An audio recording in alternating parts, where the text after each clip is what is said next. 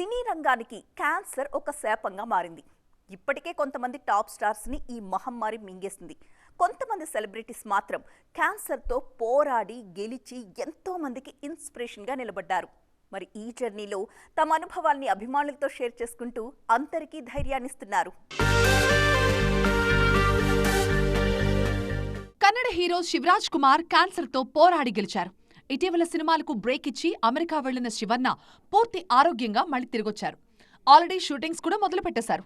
అయితే క్యాన్సర్తో తాను చేసిన పోరాటం గురించి అభిమానులు తెలుసుకునేందుకు ఒక డాక్యుమెంటరీ రూపొందిస్తున్నారు శివన్న. క్యాన్సర్ మహమ్మారిని ధైర్యంగా ఎదిరించి గెలిచిన ఫిల్మ్ స్టార్స్ చాలా మందే ఉన్నారు.